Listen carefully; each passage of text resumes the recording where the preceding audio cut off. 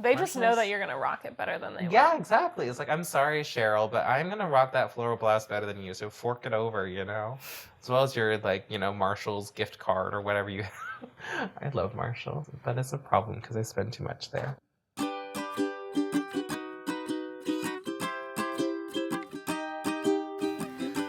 I'm Jasper Lior, and this is Gender Euphoria, the podcast where we break down what gender euphoria is and talk about the beautiful, wonderful, incredible parts of trans identity.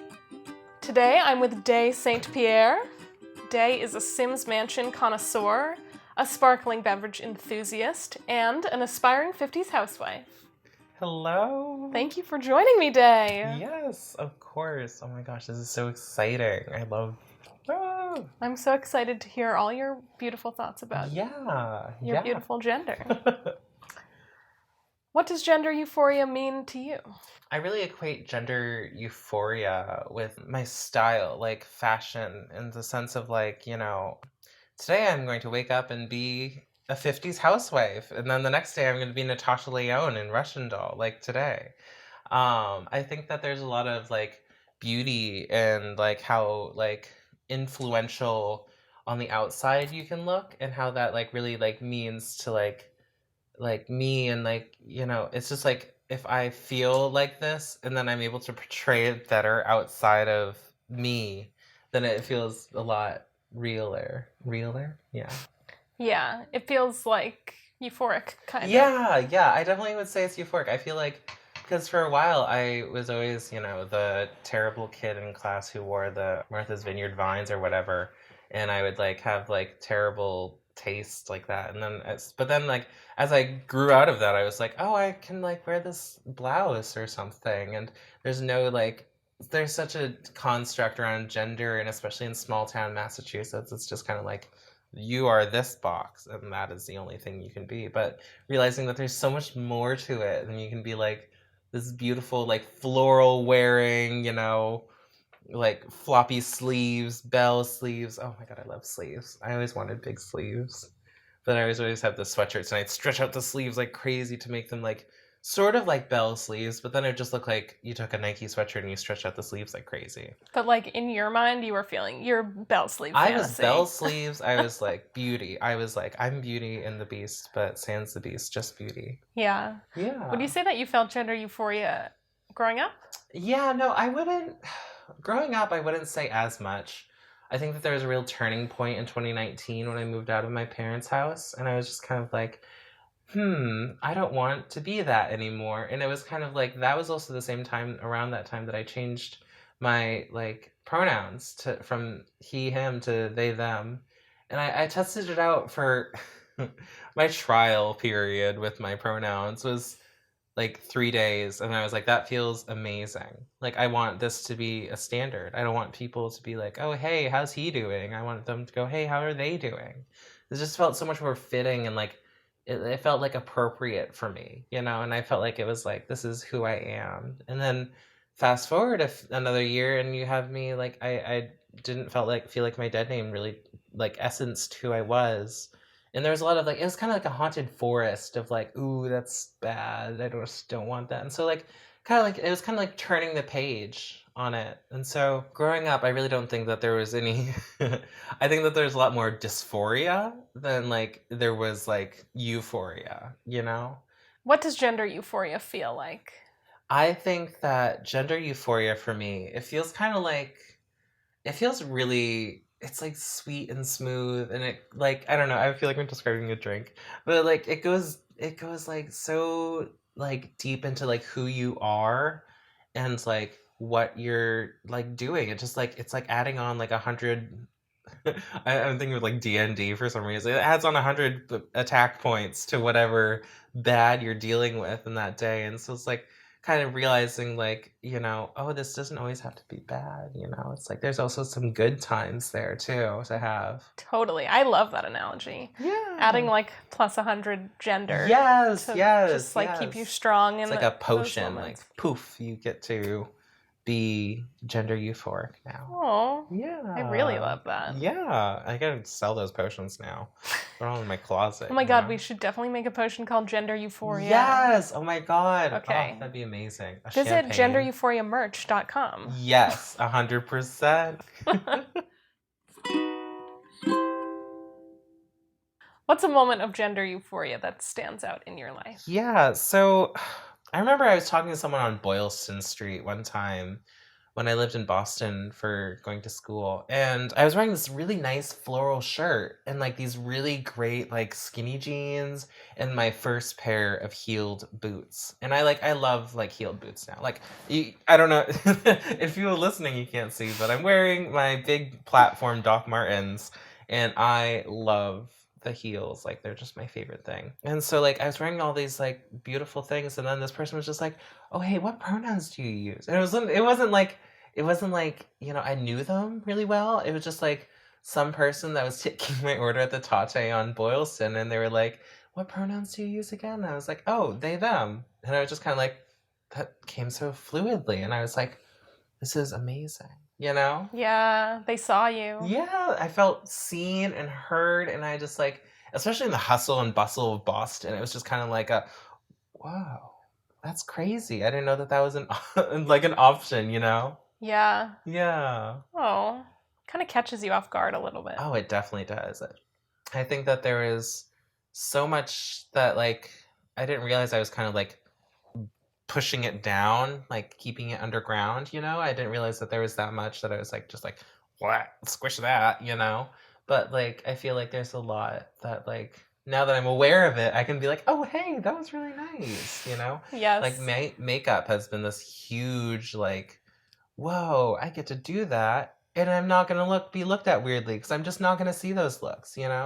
Like you get those like old people that are like, you youngins wearing eyeliner when you shouldn't, it's like, screw you, I can wear eyeliner whenever I want, and I can do my makeup and smudge it and look like a raccoon. But a non-binary raccoon. Non-binary raccoon. Enby Raccoon for the ages. That's what we'll call your episode. Yes. Oh my god, I love that. I don't think I've been asking people this question, but I'm going to ask you. Why is gender euphoria important? Oh, I think that it's like super important because like what else is there to balance out the bad, Like the good, like gender euphoria is this like super term of bliss, like this like top shelf, like coveted, like, oh, But I think that like sort of like being like realizing sometimes there's bad moments, gender dysphoria, unfortunately. I feel like I was casting a spell, like, But like there's like sort of like these bad moments where like you can't control what happens. And something to like sort of balance that out is the good, I have very ADHD responses. That's okay.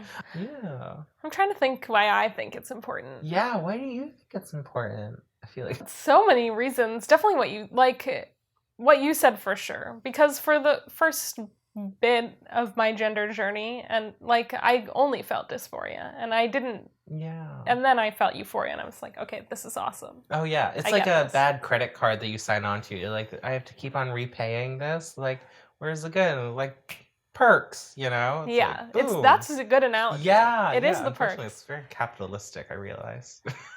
That's okay. Yeah, we live in capitalism, unfortunately. Yeah. But also, like, there's so like another reason I think is that being trans is kind of a superpower. Oh yeah. And I think that gender euphoria is the magic of that superpower. Yeah, no, I definitely, because it's a potion, you smash it down, you go poof. Yeah. Like a cloud of gender euphoria, and then boom, your audience, or not audience, what am I saying?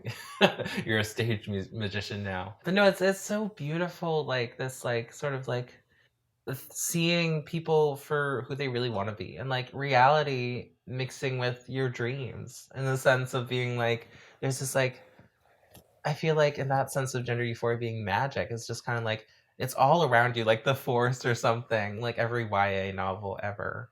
But like you basically, you just gotta, essence it and be like, wow. And sometimes you don't even get to choose.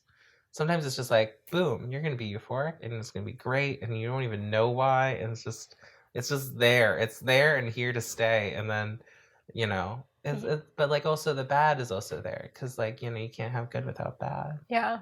I have not been able to figure out how to conjure up euphoria. Oh. Like on my own. Yeah. Yet. I feel like it's such a process. Like there's no like mystical shaman or something, but there are like others guidance, sort of like, oh, well, Jim Bob is great and they like to do this. And sometimes I don't realize it until I'm like doing it. I'm like, oh, I'm doing exactly what that person said made them feel super happy. I'm like, wonder why. Yeah. I also wonder if there's something about like seeing people outside of the haze of everyday life, like the binary, the capitalism, the patriarchal misogyny, whatever, and then you like kind of become clear and you see a human being through that haze and like they feel seen by you and you feel seen by them, and like that experience of going beyond all the everyday bullshit is a form of euphoria. Yeah. Is there anything that is really seeing your gender right now? Oh, yeah. I feel like it's really tricky because, like, identifying people, well, like, sort of like trying to pin someone as non-binary or, like, not pin, but, like, sort of be like, yes, another not cis het, I guess. It feels kind of weird sometimes because my brain's kind of like, oh, but don't be mean about it. But it's like, why would I be mean, And sort of, like, realizing, like, oh, it's, like, this, like, sort of unlearning system that you have to go through for it. But like I feel like with like seeing myself in media, it's always been really difficult because I'm a minority of a minority of a minority because I'm Asian and then I'm adopted and then you add on all the LGBT stuff. It's like, wow, that's like super filters on Zillow when you're looking for $1 million mansion or something. But I don't know.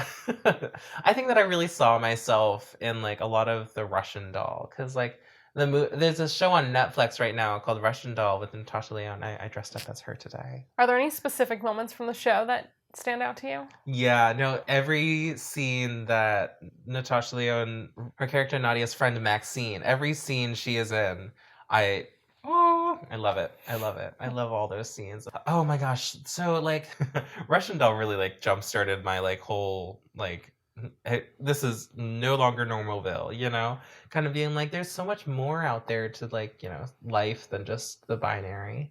And seeing like Natasha Lyonne and I think it was Greta Lee who plays Maxine, and seeing all of these like characters and their like beautiful like outfits and stuff, and I was like, I want to be that, and now I get to be it. It's like sort of like being like, wow, I saw that, I got it.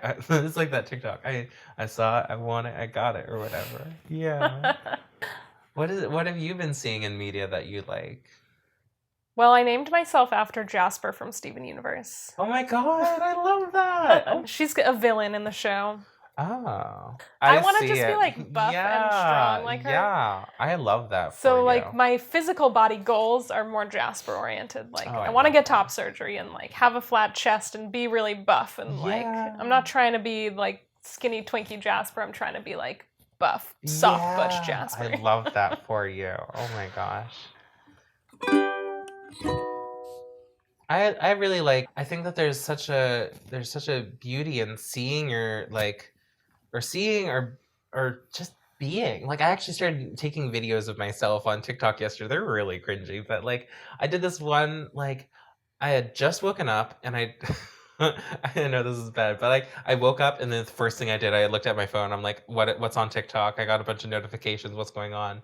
And the day before when I had woken up, I had taken a video of, like, myself just, like, doing one of those filters. I think it was, like, what is your past like child said to you or whatever child you, what would they say to you now?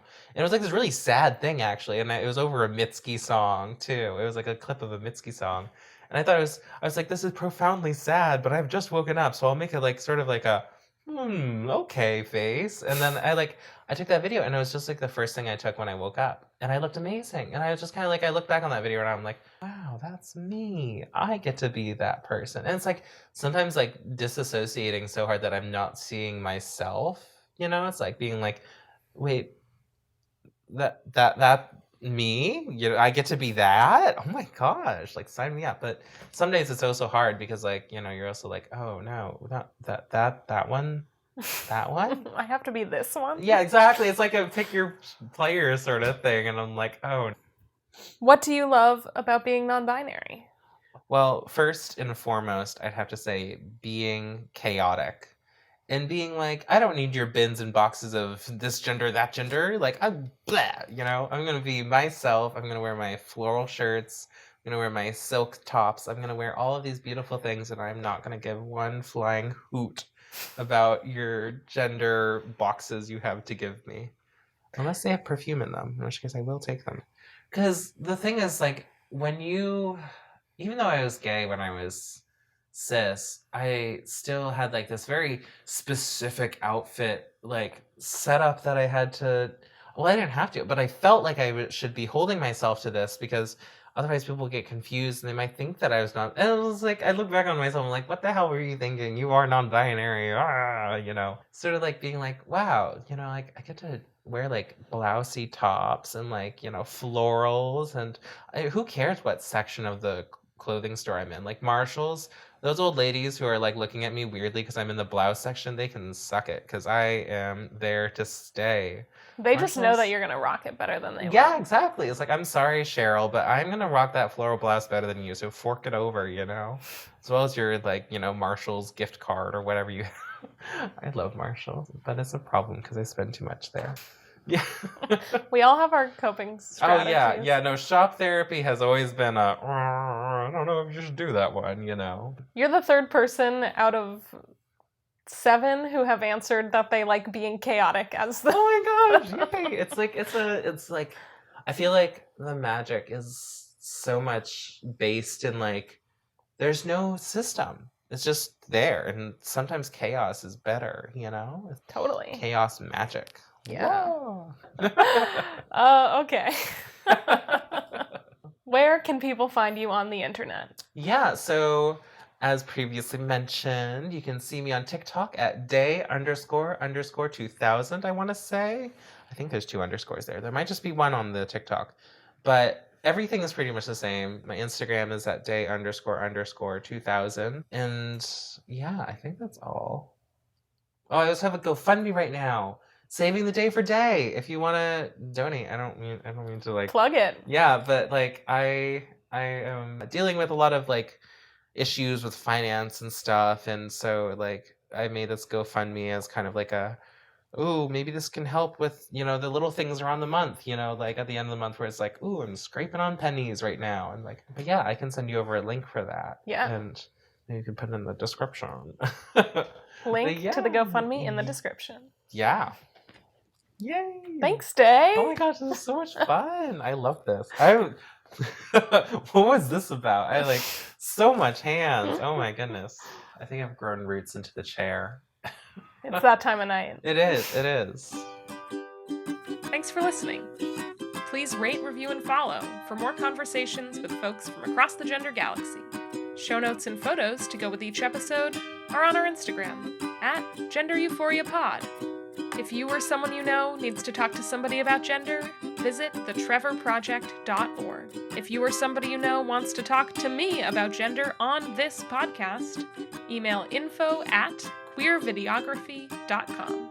Gender Euphoria is produced on Massachusetts, Pawtucket, and Naumkeag land. More information about the Massachusetts tribe can be found at massachusettstribe.org. Gender Euphoria is a queer videography podcast. Produced by Alana Capra and Jack Hallowell. Music by Jasper Lior. Love yourself, listen to your body, and gender boldly. Apple trees and honeybees, the ocean breeze, a really good sneeze. There's gender queer and gender fuck, non-binary and ladies who tuck. There's trans man, thank you ma'am, the girls, the gays, the theys, going out for a swim in a sea of manta rays. We're all eating to poop and pooping to eat in whatever bathroom I take a seat. And we're all just humans, homos looking for love. We're all just humans, except the cats and aliens.